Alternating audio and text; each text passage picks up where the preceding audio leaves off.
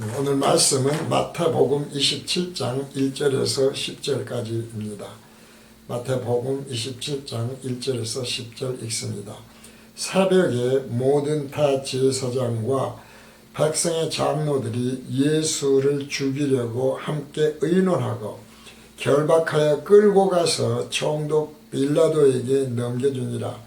때에 예수를 판 유다가 그의 정죄됨을 보고 스스로 뉘우쳐 그 은 30을 대제사장들과 장로들에게 도로 갖다 주며 가로되 내가 무죄한 피를 팔고 죄를 범하였도다 하니 저희가 가로되 그것이 우리에게 무슨 상관이 있느냐 네가 당하라 하거늘 유다가 은을 성소에 던져놓고 물러가서 스스로 목매어 죽은지라.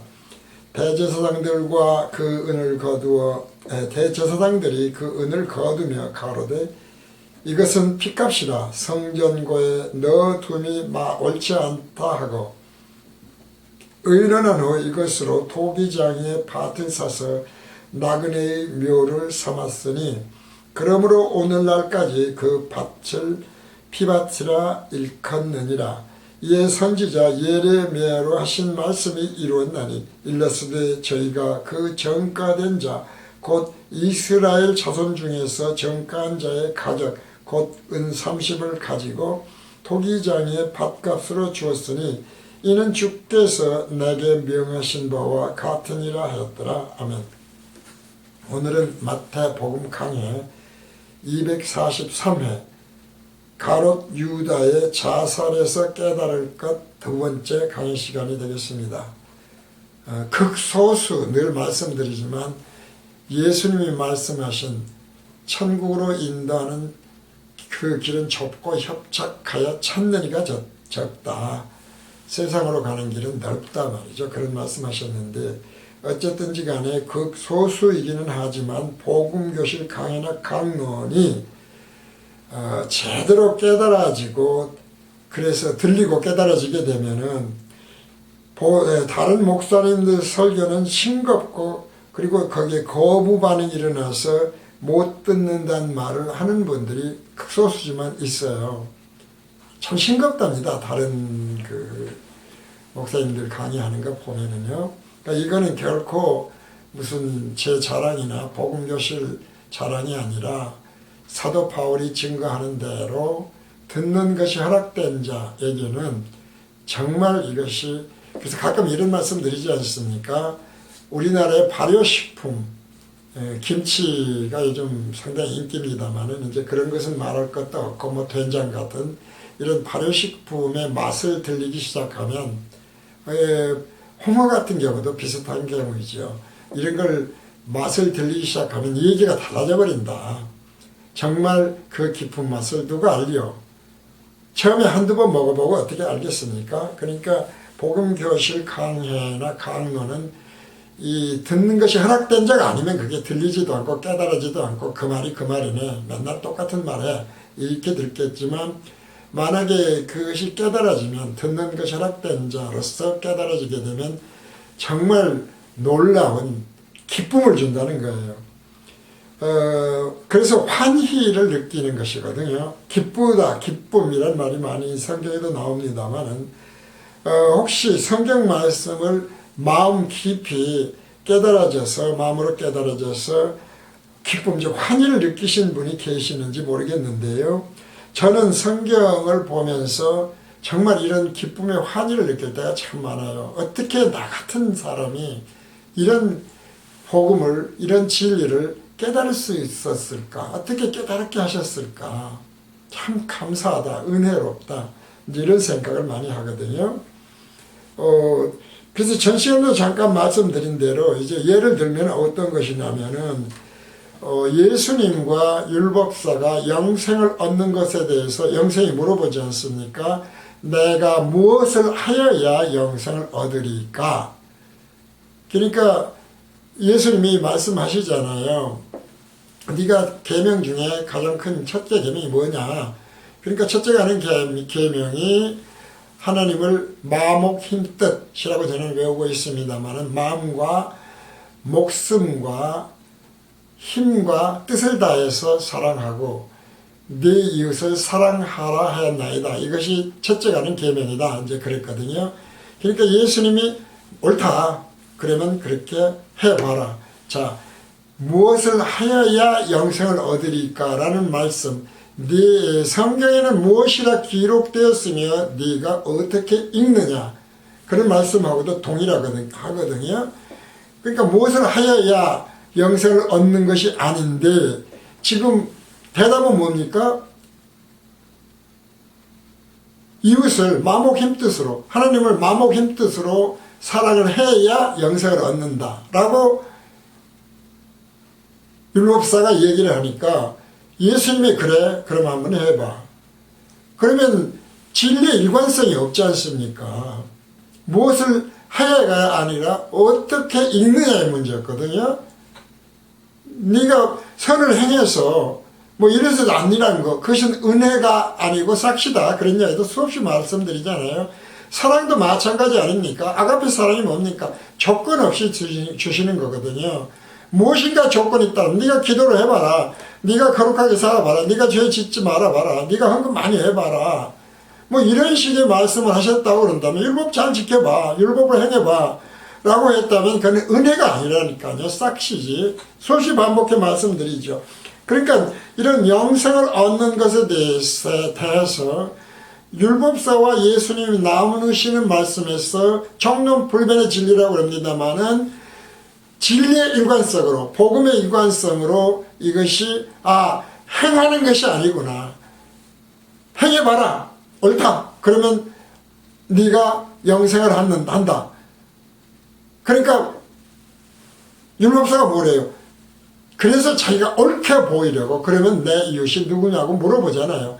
그러니까 거기서 완전히 틀어진 거 T형 갈림길이라니까 정반대예요. 하나님의 생각과 사람의 생각은 완전히 달라요. 그러니까 행해서 되는 것이 아니라 무엇을 행해서 된 것이 아니라 그러는데 율법자는 제가 행하고 있다고 생각하는 거다 이 말이죠. 그래서 이제 구원파에 대해서도 말씀드렸잖아요. 네가 어떻게 믿느냐? 의인이 된 것으로 믿느냐? 죄인인 것으로 믿느냐? 죄인으로 믿고 의인이 된 것으로 믿지 아니하면 그것도 누구예요? 내가 그렇게 하는 거거든요. 내가 이렇게 믿느냐고 똑같은 행위라니까요.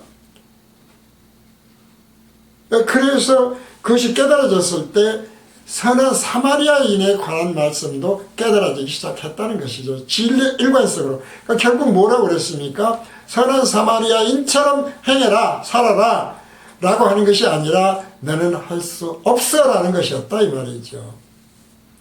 선한 사마리아인은 다 아시는 대로 지금으로 말하면 다른 종교 같은 거예요. 뭐 불교 신자라든가 다른 기독교가 아닌 종교를 생각할 때에 모든 걸 다 선을 행하라고 그러지 않습니까? 그것을 대표하는 거예요, 사마리아인이. 그러니까 종교에서 그렇게 행하라고 해서 그렇게 행했다고 영생을 하는 게 아니다. 뭘로? 은혜로. 그리고 그 은혜의 핵심에 뭐가 있습니까? 십자가 다속이 있다 이 말이죠. 그리고 그 은혜에 거슬러 올라가면 창세전 하나님의 예정이 있었다는 것이죠. 하나님의 계획이 있었어요. 그렇게 생각하니까 그것이 은혜였다.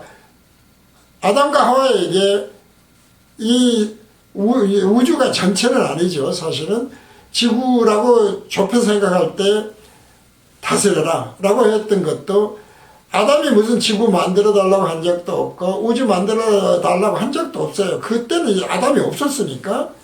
그런데 다 만들어서 창조해서 무에서 유를 창조해서 맡기셨다 이 말이죠. 그러니까 은혜라는 것이다 이거죠. 근데 그 은혜를 모르는 거예요.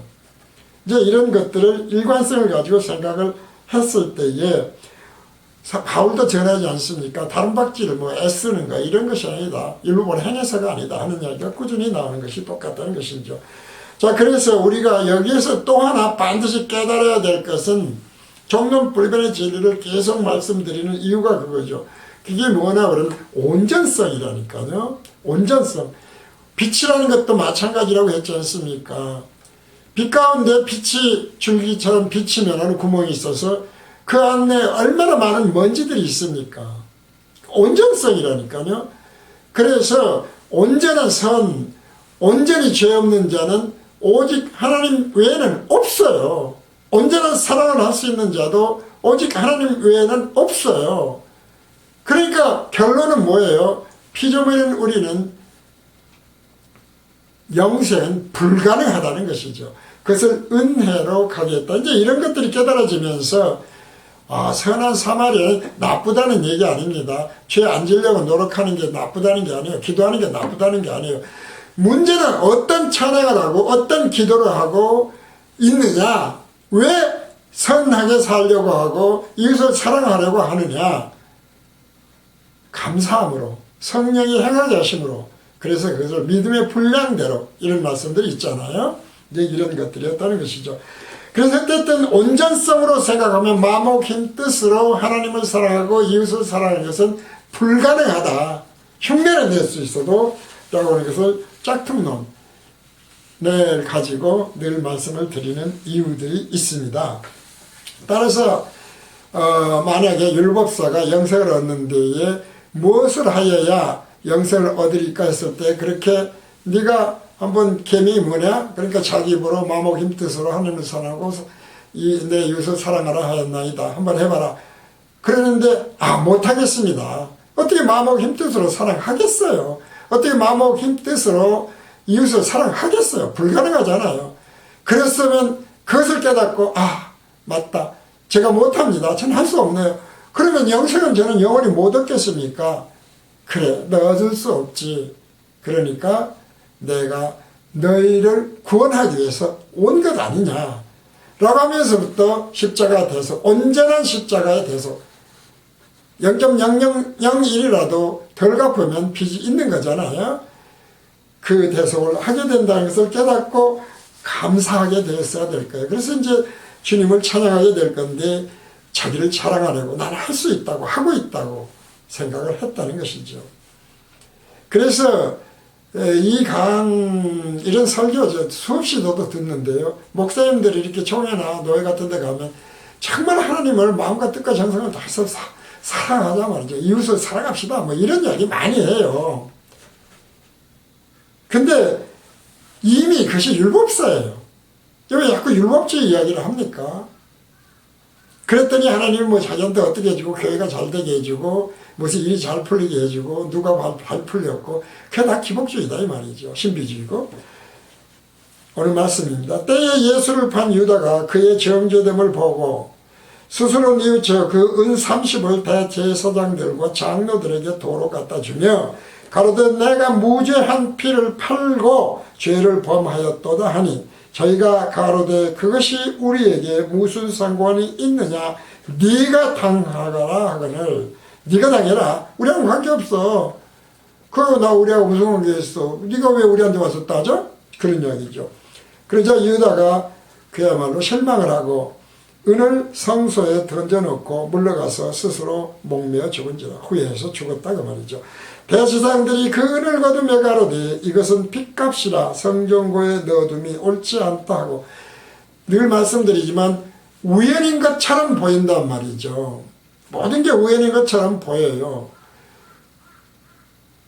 그러니까 대제사장들이 은을 거둬가지고 핏값을 하고 성전에 못 넣는다고 그러고 옳지 않다고 그래가지고 의논을 한 후에 이것으로 토기장의 밭을 사서 그 나그네 묘지를 삼았는데, 그러면 오늘날까지 그 밭을 표밭이라 일컫는다고 하는 것도 뭐 우연히 그렇게 된 것처럼 보이지만, 사실은 어떻습니까? 전부 다 성경에 이미 이렇게 되리라는 예언에 대한 기록이 있다 이 말이에요. 참 놀라운 일이거든요. 때는 그래서 마태복음에서 여러 차례 반복해서 91회나 반복되어서 쓰이는 단어인데, 시간적으로는 물론 때라고 하는 시간적으로는 물론 주제가 완전히 새롭게 바뀌는 전환을 뜻하는 때에, 그러니까 이런 일이 있었는데 이제 새로운 어떤 일이 생기는 그 전환에 대해서 때에라고 하는 것을 말하는 것이 단어가 토테라는 단어였다 이 말이죠. 나그네는 크노세스, 외국인 즉 이방인이에요. 하나님을 믿지 않는 자예요. 토기장의 밭은 토기를 만드는 진흙 즉 점토밭이고, 이곳에서 가롯 유다가 자살을 했다는 말씀이에요. 그러니까 토기 그릇을 만드는 점토밭에서 가룟 유다가 자살을 했다. 그런 지금 말씀이다 이 말이죠. 이에 대한 사도행전의 기록을 보면 이렇습니다. 사도행전 1장 18절에서 20절입니다. 괄호가 되어 있어요. 이 사람이 불의의 삭스로 밭을 사고 후에 몸이 곤두박질하여 배가 터져 창자가 다 흘러나온지라.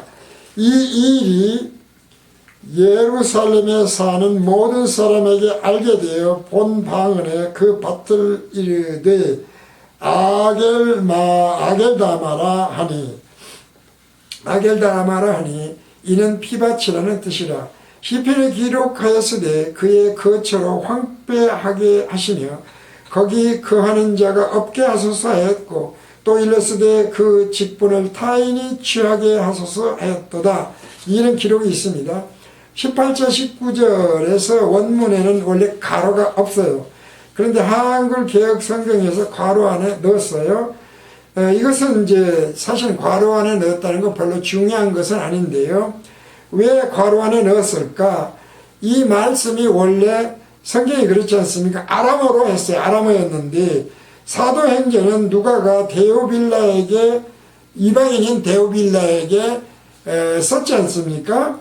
쓴 것으로 헬라어를 아는 독자들에게 누가가 쓴 것을 알도록 하기 위해서 우리말 성경에서 괄호를 넣었다고 그렇게 해석이 되고 있어요. 그러니까 괄호 안에 이것이 넣어진 거 아람어를 데오빌라와 또는 그 히브리어를 모르는 사람들이 있잖아요.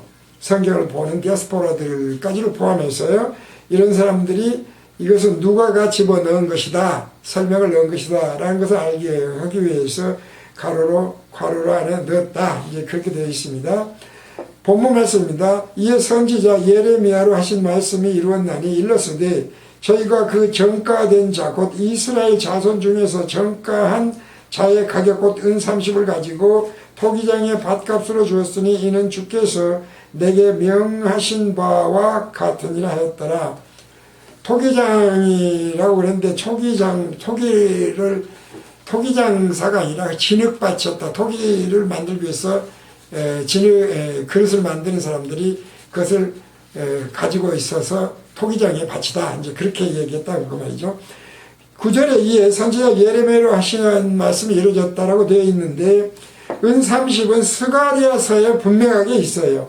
그리고 예레미야서에는 직접적인 말씀이었고 예레미야서 18장 2절에서 12절, 19절에서 15절, 32절에서 32장 18절에서 14절 등의 연관된 말씀 정도가 있어요. 그러니까 실제로 있었던 것은 스가랴서에 있었다. 우리가 이미 살펴본 바 있고요. 정가는 정해진 가격이고 이루었다는 원어가 플레로인데 플레로는 가득하게 채우다. 모든 것이 예언이 이것은 예언이 성취된 것이다 그런 얘기죠. 지금 여기 기록된 모든 말씀들은 예언 성취다. 우연히 일어나는 것이 아니다. 이런 뜻이 곧 이루었다라는 단어의 뜻이었다. 이렇게 됐습니다. 그렇다면 이 모든 예언이 어떻게 예언이 성취되었는가는 성경에 기록된 말씀으로 우리는 예언이 성취된 것을 알죠. 이사야서 53장 1절에서 13절입니다. 흔히 많이 들어보셨던 그런 말씀인데요. 53장, 이사야서 53장 1절에서 13절, 12절까지를 읽습니다. 12절까지를 읽습니다. 이사야서 53장 1절에서 12절 읽습니다. 우리의 전한 것을 누가 믿었느냐? 여호와의 팔이 네게 나타났느냐? 그는 주 앞에서 자라나기를 연한 순 같고 마른 땅에서 나온 줄기 같아서 고운 모양도 없고 풍채도 없은즉 우리의 보기에 흠모할 만한 아름다운 것이 없도다. 그는 멸시를 받아서 사람에게 실어 버린 바 되었으며 간고를 많이 겪었으며 질고를 아는 자라. 마치 사람들에게 얼굴을 가리우고 보지 않음을 받는 자 같아서 멸시를 당하였고 우리도 그를 귀히 여기지 아니하였도다. 진리의 일관성으로 오늘날에도 마지막 때 재림의 날이 다된 지금도 이 말씀은 그대로 이루어진다. 이 점을 꼭 기억을 해야 되겠습니다. 그는 실로 우리의 질고를 지고 우리의 슬픔을 당하였거늘 우리는 생각하기를 그는 징벌을 받아서 하나님에게 맞으며 고난을 당한다 하였노라. 그가 찔림은 우리의 허물을 인하며 그가 상함은 우리의 죄악을 인함이라. 그가 징계를 받음으로 우리가 평화를 누리고 그가 채찍에 맞음으로 우리가 나음을 입었도다. 우리는 다 양 같아서 그릇 행하며 다 양 같아요. 다 양 같아. 그래서 그릇 행한다 이 말이죠. 각기 제 갈 길로 갔거늘 여호와께서는 우리 무리의 죄악을 그에게 담당시키셨도다. 그가 곤욕을 당하여 괴로울 때에도 그 입을 열지 아니하였으며 마치 도수장으로 끌려가는 어린 양과 털 깎는 자 앞에 잠잠한 양같이 그 입을 열지 아니하였도다. 그가 곤욕과 신문을 당하고 끌려갔으니 그 세대 중에 누가 생각하기를 그가 산자의 땅에서 끊어지면 마땅히 형벌 받을래 백성의 허물을 인함이라 하였으리요. 감히 그런 말을 누가 했겠느냐. 그는 강포로 행치 아니하였고 그 입에 괴사가 없었으나 그 무덤이 악인과 함께 되었으며 그 묘실이 부자와 함께 되었도다. 부자. 그러니까 그 대제사장들이 가룟 유다에게 죄가 없는데 왜 그러느냐 그러니까 나하고 무슨 관계냐 그게 라고 하는 것처럼 그 죽은 것은 그건 당연한 거야 라고 하는 그런 것과 같은 것을 말씀하고 있죠. 그는 강포로 행치 아니었고 그 입에 괴사가 없었으나 무덤이 악인과 함께 되었으며 그 묘실이 부자와 함께 되었도다. 실제로 그렇게 되지 않습니까? 여호와께서 그로 상함을 받게 하시기를 원하사 질고를 당케 하셨은즉 하나님이 하셨어요. 그 영으로 속건제물로 드리기에 이르면 그가 그 씨를 보게 되며 그날은 길 것이요 또 그의 손으로 여호와의 뜻을 성취하리로다. 사실은 영원하지요. 새하늘과 새 땅으로 죄사함을 얻고 거듭나서 가라사대 그가 자기 영혼의 수고한 것을 보고 만족히 될 것이라. 다 이루었다 하셨지 않습니까? 나의 의로운 종이 자기 지식으로 많은 사람을 의롭게 하며 또 그들의 죄악을 친히 담당하리라. 진리와 복음으로 생각하시면 되겠습니다. 이러므로 내가 그로 존귀한 자와 함께 분깃을 얻게 하며 강한 자와 함께 탈취한 것을 나누게 하리니 이는 그가 자기 영혼을 버려 사막에 이르게 하며 범죄자 중 하나로 해렘을 입었음이라. 그러나 실상은 그가 많은 사람의 죄를 지으며 범죄자를 위하여 기도하였느니라 하시니라. 늘 말씀드리지만 십자가 온전한 대속 제물이 되신 것이다. 갚았다. 빚진 자다 하는 말씀을 지금 하는 겁니다. 정말 정교하게 이 예언이 기록이 되어 있어요. 그러니까 이러한 것들이 우리 눈앞에 일어나는 모든 일들이 매우 우연인 것처럼 보이지만 사실은 이미 정말 작은 것 하나까지도 늘 말씀드리잖아요. 내 앞에서 어떤 가랑잎 하나 떨어지는 것까지도 눈이 오는 것까지도 사실은 하나님의 창세된 예정에 의해서 빈틈없이 일어나는 것이다 라고 생각하면 흰눈이 덮어놓은 것을 보고 양털을 보고 개의 하얀 털을 보고 등등해서도 또 생명이 없이 죽은 것 같은데 다음 해에 다시 살아나는 나무를 보고도 열매를 보고도 많은 것을 느끼게 됩니다. 정말 정교해요. 그러니 가룟 유다가 율법사나 제사장들이나 공회에 속한 장로들 등등처럼 오늘의 우리도 예수를 믿고 영생을 얻는 것은 우리가 무엇을 행함으로써 얻는 것이 아니다. 천국 가는 것이 아니다. 구원은 오직 하나님의 창세전 예정에 따른 하나님의 은혜로 택함을 받은 자가 가는 거예요.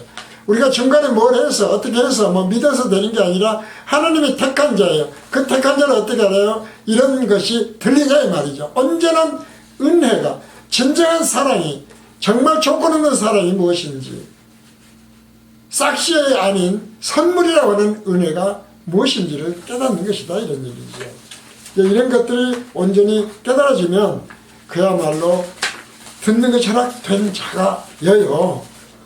뭘 해서가 아니에요. 은혜로 간다니까요. 사랑 때문이에요. 조건 없는 사랑. 그래서 그것을 감사해서 우리가 예수님 감사합니다.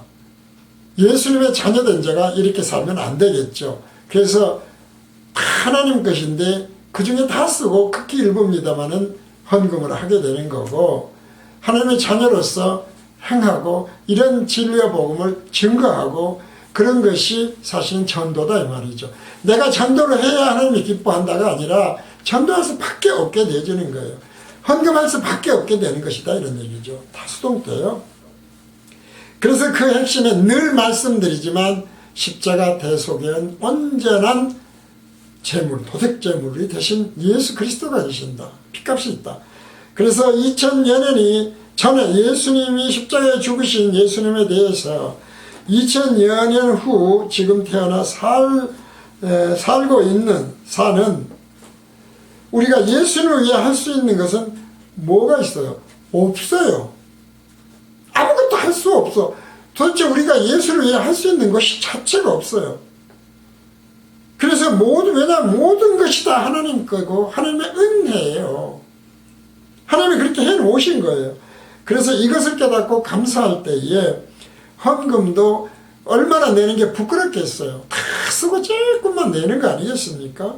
정말 이웃사랑 한다고 해도 예수 흉내내는 것밖에는 못하는 사랑 한다 이런 얘기죠. 마목 힘뜻으로 하나님을 사랑해서 칭찬받는 것이 아니라 마목 힘뜻은 그냥 정말 하나님을 사랑해도 너무 사랑 안 하네, 너무 죄송해요, 이런 생각을 늘 해야. 그래서 자랑할 것은 오직 뭐밖에 없다? 십자가 외에는 없다는 것이 되는 거예요.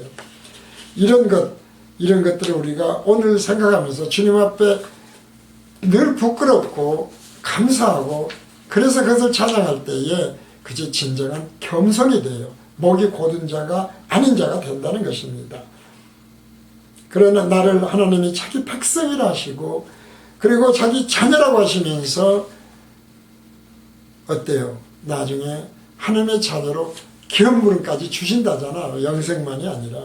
그래서 우리가 늘 감사하고 살아야 하는 것이 우리 그리스도인 기독교인이라는 것입니다.